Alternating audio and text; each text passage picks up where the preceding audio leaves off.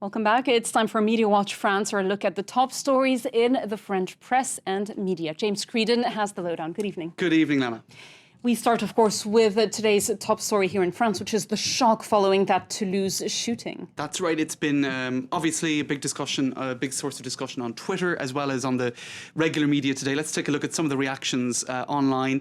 The terrible drama in Toulouse is a call for the nation to come together as a whole, says Franck Riester. Now, he is the communications director for the UMP party, so for Nicolas Sarkozy's party. He also says that national unity is stronger than barbarity, I suppose, and hashtag solidarity. So politicians reacting to this all day long, and we saw, of course, that they rushed down to Toulouse this afternoon, not just Nicolas Sarkozy, but François Hollande and all of the others. François Hollande tweeting here as well, this act of an anti-Semitic nature, which is obvious and abject, is a source of, I suppose, it's a source of grief for the entire nation. That was his initial reaction on Twitter.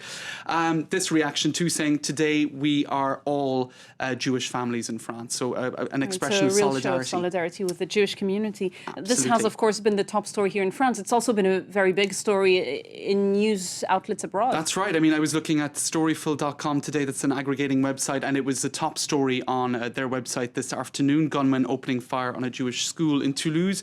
In the US, the Atlantic Wire, 4 killed after Jewish school attacked in France. Even in Spain as well, Vanguardia, the Barcelona-based paper, talking about how the investigators have uncovered that the same registration number was on the scooter, which was responsible for another killing of paratroopers last week. So lots of reaction there, obviously, to an ongoing story, the details of which are still coming out. Another big story this Monday, and another one of our headlines here on France 24. It's been 15 years since the end of the war between Algeria and France, and since that ceasefire took effect between the two countries. It was the front page editorial today in Le Monde, Lana, and on their website they're pointing to the fact that they, back in 2000, started a process of revealing the extent of torture in Algeria during the Algerian War. This is still a difficult conversation here in France. Absolutely. There are still a lot of taboos over this war. Totally, and it was, it surprised me as somebody who is not French to see the extent to which there are still skeletons coming out of the closet as regards this war, which ended in 1962. Some 400,000 Algerians died and 30,000 French soldiers died. Figures that are always contested, but they are the figures by historian Benjamin Stora. Now, he's the leading specialist really on Algeria. That's right, and Le Monde's editorial today points out the fact that it was as late as 2000 that the extent of French soldiers torturing Algerians came out. If you can see on the computer here, this particular lady by the name of Louisette Igal-Ries, probably badly pronounced, that was a front page expose that they came out with in 2000 about how she was serially raped by the French army, and it even implicated Bijard, a very senior general in France at the time. So it was a massive scandal, but they point out that it was as late as 2000 that this sort of stuff started to emerge. Now, they're saying in the editorial that the French public is very aware of what an awful period of history this was, how destructive it was, how debauched the violence was, but that at an official level, the French state is still kind of saying, well, there were faults on both sides. Both sides committed wrong. That these stories took more than 40 years, 50 years to come out, to be talked about. Absolutely. So that there has been a sort of catharsis in the French public debate,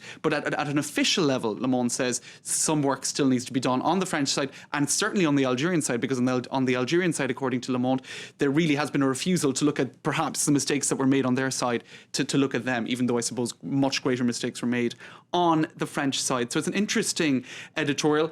Atlantico too, talking about how in Algeria there is also a certain refusal to deal with certain elements of the past, especially because of the FLN, the party in power, sort of see themselves as the flag bearers for the independence, the fight for independence, so that they really don't want to take a second look at this period in history because they come out of it looking quite well.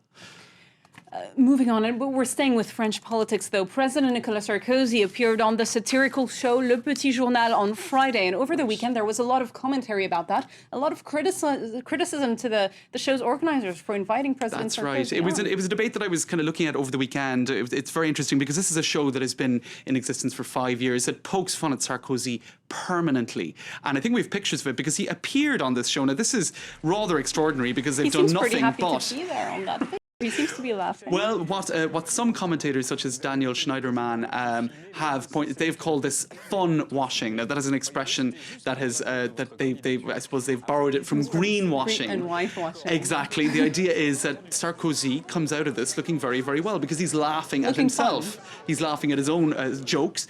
And Daniel Schneiderman says really that you can't mix up news and entertainment to this degree. It ends up becoming something which Americans call infotainment. And I was going to say, Americans do that a lot. It's also a way to make a presidential candidate or a man running for re-election seem more approachable, maybe. I suppose so. But for a show that has spent the last 5 years, I suppose, mocking Sarkozy, to then place the satire next to the politician, some in France would find that odd. I suppose in the US context, it's less unusual, certainly. But he's very critical of the presenter of Le Petit Journal. Daniel Schneiderman is, so to speak. He says, how can you now look at Le Petit Journal and take it seriously, because by laughing at Sarkozy, you know that you're actually laughing with Sarkozy, who was poking fun at himself through this show. So some people saying satire and politics, you should have a greater division between the two. But it's a debate. James Creedon, that was Media Watch France. Thanks, Lana. Thanks for being with us. Do stay tuned. A fresh news update is coming up after a quick break.